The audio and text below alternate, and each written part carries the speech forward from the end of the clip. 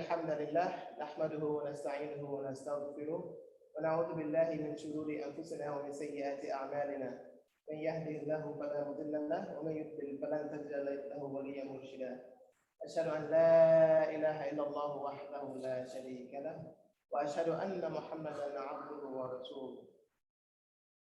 We thank God, we recognize that there is no one worthy of worship, there is no deity worthy of worship but God, Jalla Jalaluhu. And we recognize that Muhammad is the final prophet and messenger. We ask God to grant him peace and 10 blessings upon him. Allah subhanahu wa ta'ala says in the Quran, بعد أعوذ بالله من الشيطان الرجيم يا أيها الناس اتقوا ربكم الذي خلقكم من نفس واحدة وخلق منها زوجها وبث منهما رجالا كثيرا ونساء واتقوا الله الذي تساءلون به والأرحام إن الله كان عليكم رقيبا. And so God enjoins all humankind to attain God reverence, to revere God who created them from one soul. And from this one soul, Allah subhanahu wa ta'ala tells us, He created its spouse. And from these two spring forth all humankind. Allah subhanahu wa ta'ala tells us to revere God through whom we demand the obligations of kinship from one another. Allah subhanahu wa ta'ala also enjoins the believers, saying, يا أيها الذين آمنوا اتقوا ربكم وقولوا قولا سديدا يصلح لكم أعمالكم ويغفر لكم ذنوبكم ومن يطع الله ورسوله فقد فاز فوزا عظيما. So Allah subhanahu wa ta'ala says again, revere God and say that which is straightforward, which is true, which hits its target of truthness, of truth. And Allah subhanahu wa ta'ala says that whoever obeys God and obeys the messenger, then he attains a good reward. In this khutbah today, I want us to think about how do we conceive of God? What is at the center when we think of what God is, right? What is the nature of God? There is this stereotype that the God of the Quran and the God of the Muslims is the vengeful God, right? And very often we think of Christianity as having a monopoly on God as merciful. But we think of, or people often think of the Quranic God and the God of the Muslims as this one who has this thirst for vengeance, right? When in reality, Rahmah, mercy, is essential to how Allah subhanahu wa ta'ala reveals himself to us. That this is an essential attribute of Allah subhanahu wa ta'ala, that this is deeply intertwined with how Allah subhanahu wa ta'ala presents himself to us in the Quran. Allah subhanahu wa ta'ala tells us, and he says, كَتَبَ عَلَى نَفْسِهِ الرَّحْمَةِ, right? That he has prescribed for himself mercy, right? That he has made mercy binding upon himself. So we consider what is the gravity of Allah subhanahu wa ta'ala telling us this. And there's nothing he says about himself that he uses this language for. He prescribed himself, you know. And of course, this is Allah subhanahu wa ta'ala we're talking about. This is Allah subhanahu wa ta'ala that prescribes all things that is, that wills all things to be. So what does it mean that he uses this language? And we probably can't really fully consider the extent of this language, you know, but just think about it. What does it mean for the divine, for divinity to say that he has made something obligatory on himself? To use this language is quite strong, to tell us that this is an essential attribute of Allah subhanahu wa ta'ala. And Allah subhanahu wa ta'ala tells us about this, about himself twice in the very same surah, right? That he has made mercy obligatory upon himself. He tells us time and again in the Quran that he is the merciful one. We know that throughout the Quran, it is our sunnah that we begin every surah barring one with Bismillah ar-Rahman ar-Rahim. That we recite and we engage with this guidance that Allah has given us in the name of God, who is who? Ar-Rahman ar-Rahim. That this is what we're supposed to consider when we engage with the Quran. I remember that the Quran, being the speech of God, is that which connects us to the divine. So Allah subhanahu wa ta'ala is presenting himself as we interact with him, right? Notice, of course, this interaction that He's given us, it is a gift from God. Yeah. So Allah gives us this Quran, this blessing, this eternal blessing to interact with Him. And it tells us, when you want to interact with me, know that I am Ar-Rahman Ar-Rahim. Okay? This is how He introduces Himself to us. Allah subhanahu wa ta'ala time and again describes Himself as Dhu Rahmah, right? The one that possesses mercy. Dhu Rahmah Wasi'ah, the one that has an all-encompassing mercy, right? A spacious mercy. Allah subhanahu wa ta'ala tells us He is Arhamur Rahimin, the most merciful of those who have mercy. Right? Consider this verse. Allah subhanahu wa ta'ala tells us, قُلِ ادْعُوا اللَّهَ أَوْ ادْعُوا الرَّحْمَنَ أَيَّمَّا تَدْعُوا فَلَهُ الْأَسْمَاءُ الْحُسْنَى. Right? Consider the language here. Allah subhanahu wa ta'ala says, call on Allah, so call on God, or call on the merciful, Ar-Rahman. Whichever one you call, to Him belongs the most beautiful names. Consider the verse, call on Allah or call on the merciful, as though these two are one and the same. As though Ar-Rahman, right, is Allah, in the sense that this is not kind of an adjective.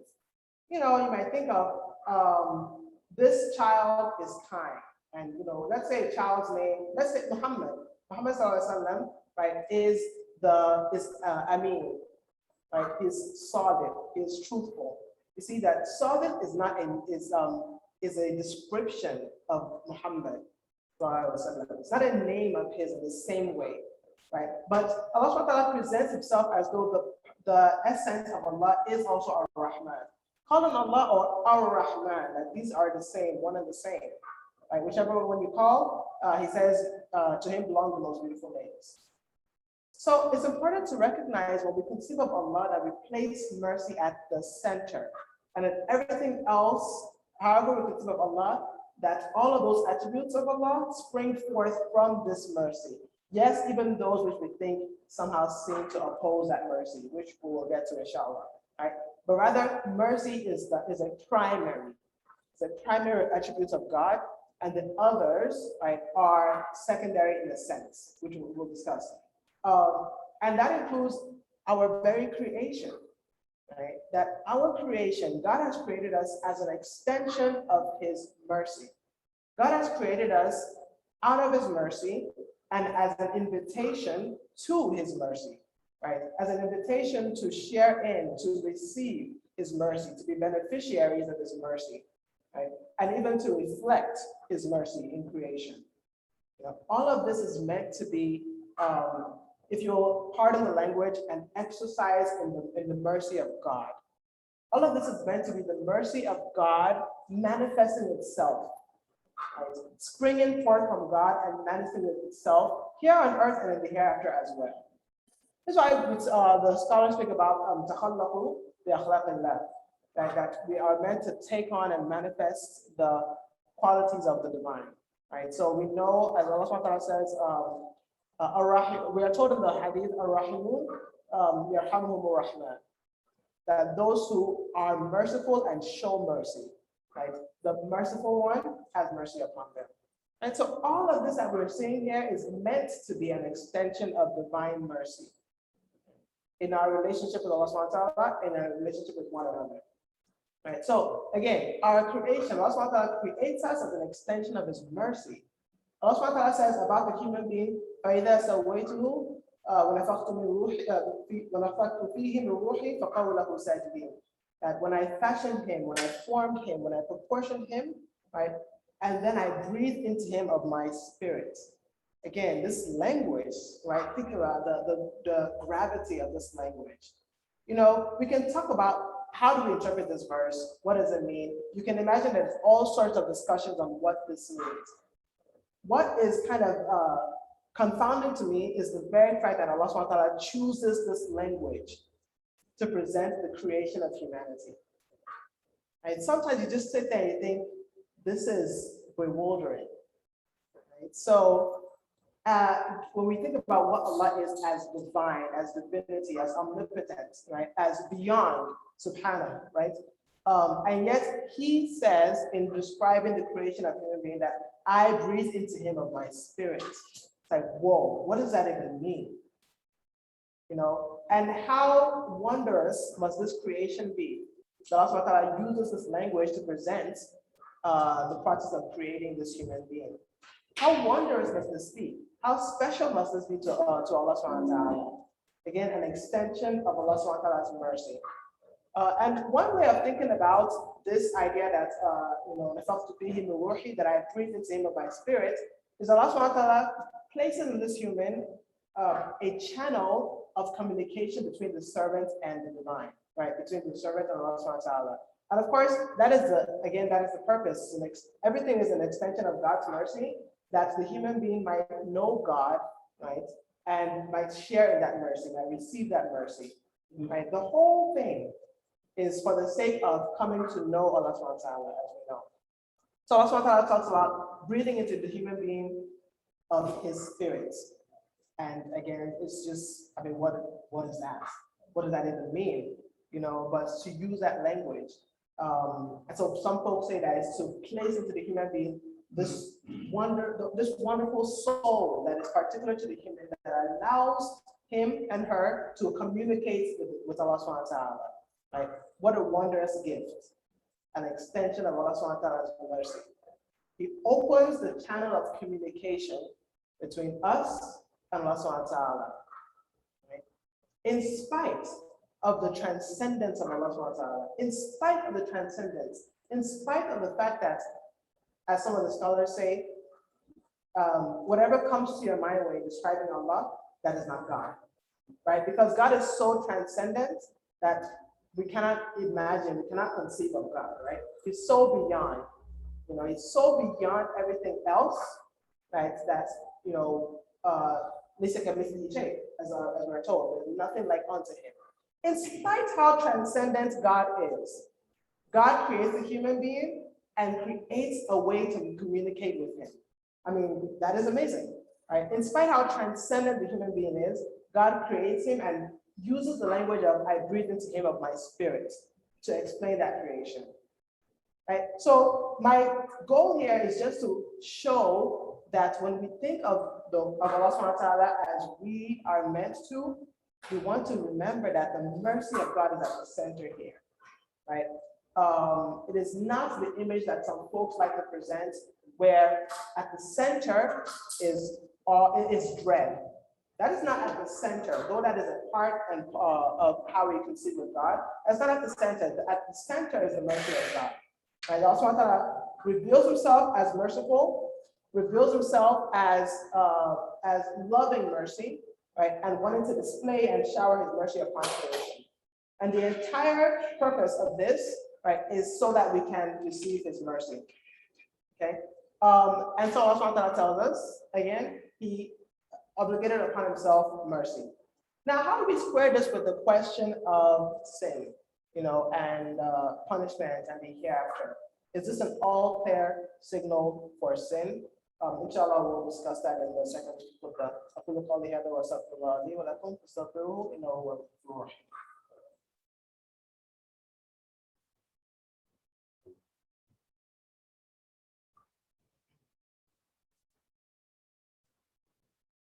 الحمد لله رب العالمين والصلاة والسلام على أشرف الأنبياء والمرسلين. اللهم صل على سيدنا محمد وعلى آل سيدنا محمد كما صليت على سيدنا إبراهيم وعلى آل سيدنا إبراهيم وبارك على سيدنا محمد وعلى آل سيدنا محمد كما باركت على سيدنا إبراهيم وعلى آل سيدنا إبراهيم في العالمين إنك حميد مجيد. Allah subhanahu wa ta'ala says in the Quran, يا أيها الذين آمنوا اتقوا الله ولتنظر نفس ما قدمت لغد واتقوا الله إن الله خبير بما تعملون. Allah subhanahu wa ta'ala says that we should revere God and be aware of what we put forth for what is to come. And again, it says we should revere God for he is aware of what we do. Right, so there's definitely clearly this refrain in the Quran of, fear God, beware of God, as we just recited. Watch out for what you put forth for what is to come, that there is punishment to come and so on. So how does this work if I'm saying that mercy is the essential attribute of God, right? The essential attribute of God. I want us to consider some other verses where Allah subhanahu wa ta'ala speaks of his mercy alongside discussing the threats of punishment. So Allah subhanahu wa ta'ala says, let us consider one of the verses, where it talks about obligating mercy on himself. قل لمن ما في السماوات والأرض قل الله كتب على نفسه الرحمة. Right, then it says ليجمعنكم إلى يوم القيامة لا ريب فيه. Right, so الذين خسروا أنفسهم فهم لا يؤمنون. Allah subhanahu wa ta'ala says that to whom belongs the heaven and the earth, and he says Allah subhanahu wa ta'ala, right, for Allah. Then it says he obligated himself, mercy upon himself, right? So this is that verse where God speaks about binding mercy on himself. But then at the same time, it says that he will gather you all on the day of judgment. He will gather you all on the day of judgment, right? So there's this balancing act then between God being the merciful and the fact that we will come to face him for what we have done, right? So the idea is this, as some scholars explain. If Allah subhanahu wa ta'ala is supposed to be the merciful one, right? The merciful one, then it would not work if responding to this mercy is equated with not responding to it, right? And that although the purpose is the mercy of God, the threat of the punishment, right? The intent of the threat of the punishment is to turn one towards the mercy, if that makes sense. As in, the punishment is not the objective, right? Consider it this way, once somebody tells his child that, you don't get to play this game today because you didn't do your homework, right? What is the objective of that punishment? Now, the objective could be, I want to show you who's boss, right? You don't get to disrespect me in my home, right? If we think about the essential attribute of this parent is that, right? And the parent might present himself or herself that way, right? Where I want to show you not to disrespect me, and that's the point, right? But when the parent is merciful, the objective is not the punishment in and of itself. The objective is the rectification of the child, is the perfection of the child, right? Is the correct and purposeful development of the child, right? So while Allah subhanahu wa ta'ala speaks of punishment and the threat of punishment, I want us to reconsider that it's not like God's punishing is on equal par with God being the merciful. The merciful is the primary, and the objective is for the human being to accept and to receive that mercy, right? And the punishment or the threat of punishment is to ward off from that which blocks, right? That which stands as an obstacle towards that receiving that mercy, right? So in a nutshell, I'm trying to take away this notion that God being the avenger and the punisher is at the center of who God is. But rather, I want us to understand that this is rather a consequence, a necessary consequence, right? An outpouring of God's mercy.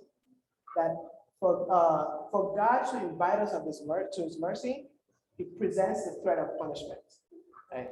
If that makes sense. And so I ask Allah subhanahu wa ta'ala to make us among those who will accept Allah subhanahu wa ta'ala's mercy, who will share in this mercy. I ask Allah subhanahu wa ta'ala to make us among those who will become lovers of Allah, who will become those who worship for the sake of Allah subhanahu wa ta'ala, purely out of love and desire to meet him.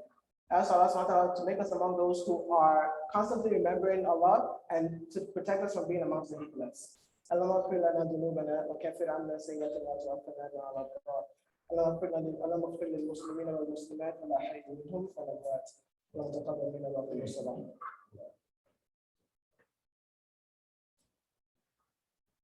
الله أكبر أشهد أن لا إله إلا الله أشهد أن محمدا رسول الله حي على الفلاح حي على الفلاح قد قامت الصلاة قد قامت الصلاة الله أكبر الله أكبر لا إله إلا الله.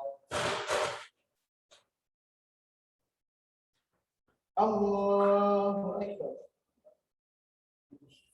الحمد لله رب العالمين الرحمن الرحيم مالك يوم الدين إياك نعبد وإياك نستعين اهدنا الصراط المستقيم صراط الذين أنعمت عليهم غير المغضوب عليهم ولا الضالين.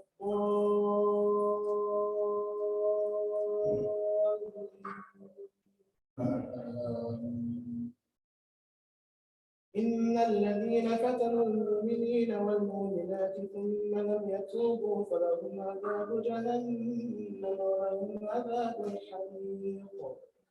إن الذين آمنوا وعملوا الصالحات لهم جنات تجري من تحتها الأنهار ذلك الفوز الكبير. إن بطش ربك لشديد إنه هو يبدئ ويعيد وهو الغفور الودود ذو العرش المجيد فعال لما يريد. هل أتاك حديث الجنود فرعون وثمود بل الذين كفروا في تكذيب والله من ورائهم محيط بل هو قرآن مجيد في لوح محفوظ. الله أكبر. سمع الله لمن حمده. الله أكبر.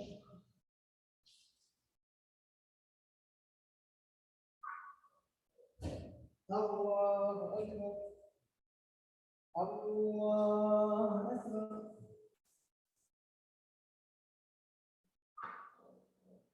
الله أكبر.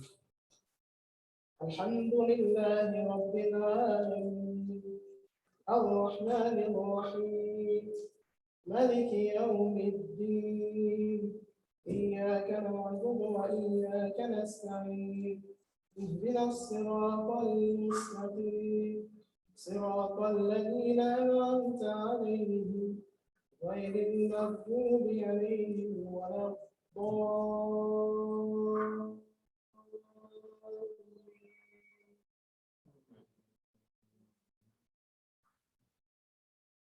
إذا زلزلت الأرض زلزالها وأخرجت الأرض أثقالها فقال الإنسان ما لها يومئذ تحدث أخبارها بأن ربك أوحى لها يومئذ يصدر الناس أشتاتا ليروا أعمالهم فمن يعمل مثقال ذرة خيرا يره ومن يعمل مثقال ذرة شرا يره.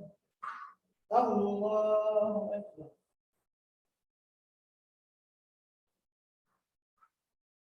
سمع الله لمن حمده. الله أكبر.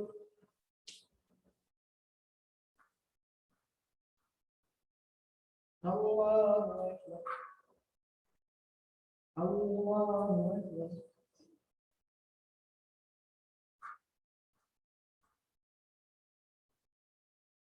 الله أكبر.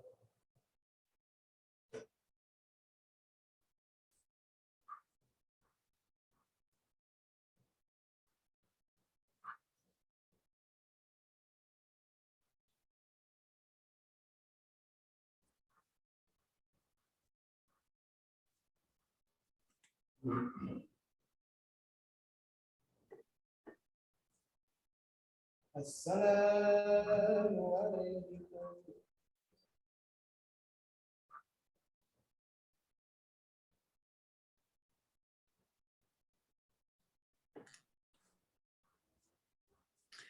Assalamu alaikum, everyone, and Juma Mubarak. Thank you so much for joining us on this interesting Friday afternoon. I was just peeking outside. It was beautiful sunny here in Valley Forge area, and now it is raining. So make sure we're making dua right now, mashallah.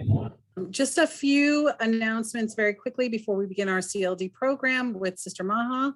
The Community Family Fun Night and Potluck Dinner is on September 11th. So please mark your calendars accordingly. And as you can see, we are back in the masjid. So we hope that you will spread the word and start telling people so that our Jummah is full and we have many rows of people making salat, inshallah. Sister Maha has joined us again, mashallah. We're so excited to have her back. her topic for today is going to be a story and puzzle on Shaitan's brainstorming session. So I'm going to turn things over to Sister Maha, inshallah, and leave you in her capable hands. Assalamu alaikum, Sister Maha. Alaikum salam wa rahmatullahi wa barakatuh. Thank you, Sister Nicole. And thank you, Sister Safiya Carter, for inviting me again. I'm happy to be with you always. So this is going to be a short talk that I was hoping to be interactive. So if possible, you can join in.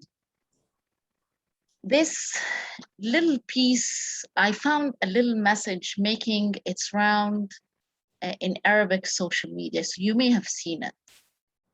The author is unknown, but I'd like to give credit to the unknown author.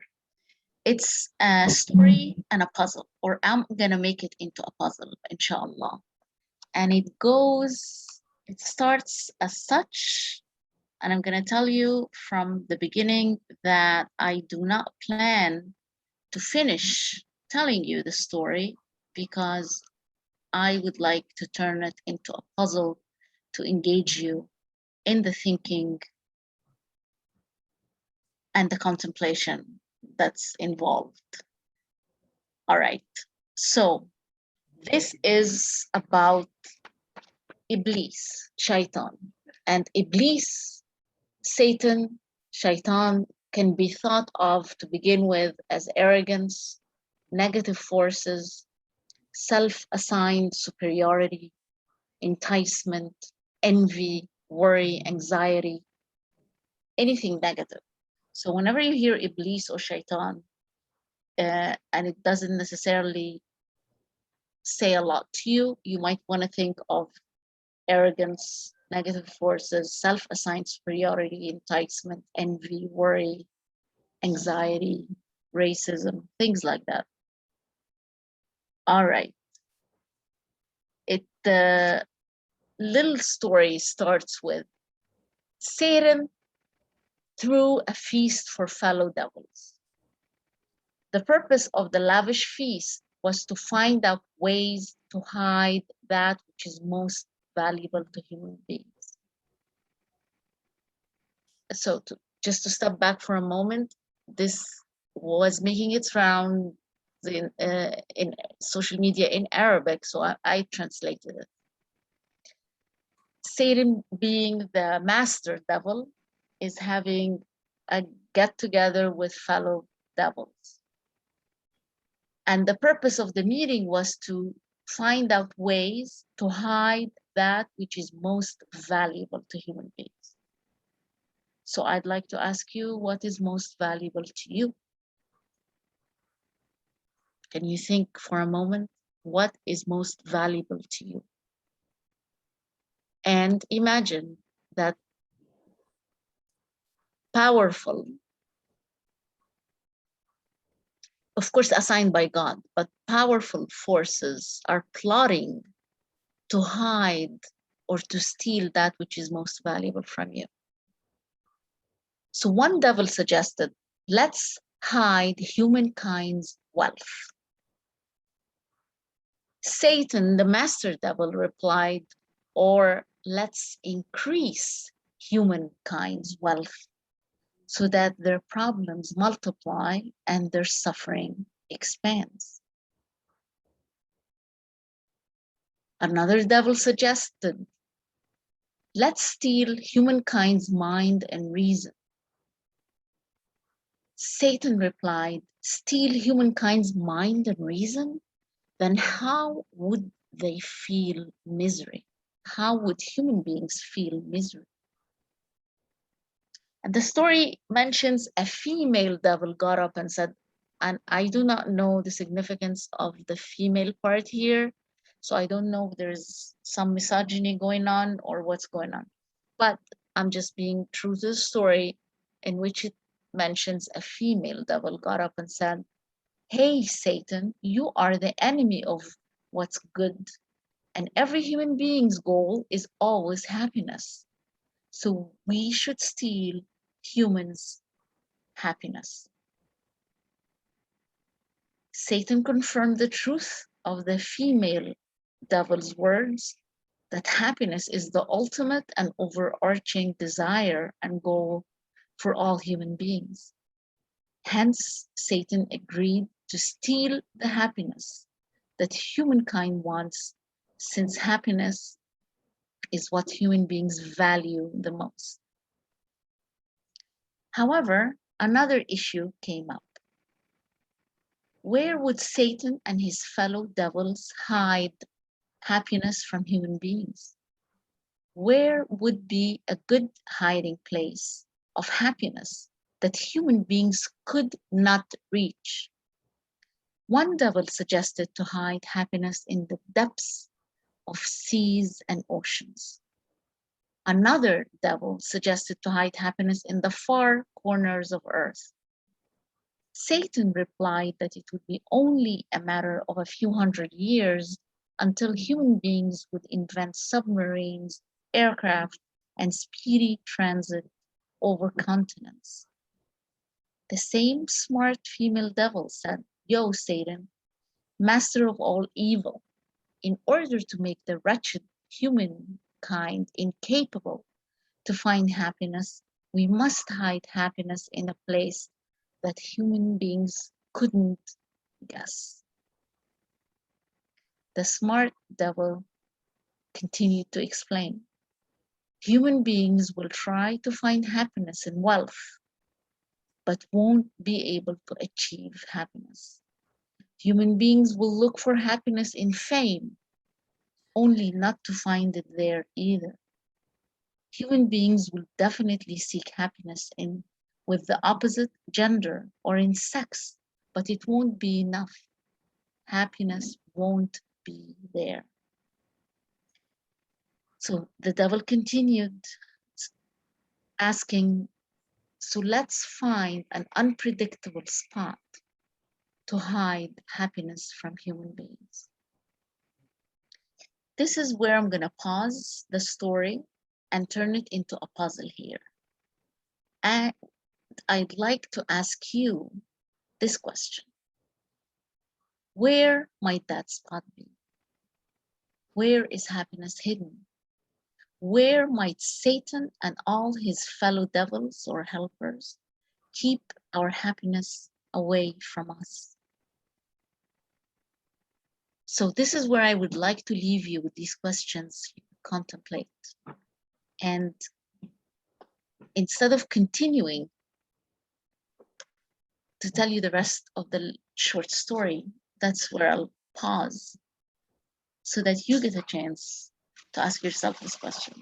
If you want to chime in now, you could, but if you would like to end here and have time to continue thinking about it, that's okay.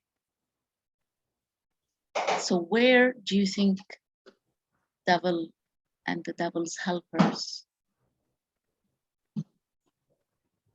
have found the best spot to hide that which is most valuable to us humankind?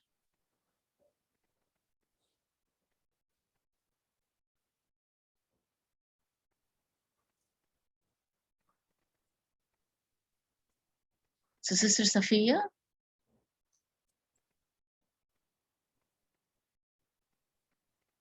I'll leave it here, and we could end here, or we could have a little discussion. It's up to you. Thank you for listening. I think, Nicole, you should make that call. Jazakallah khair.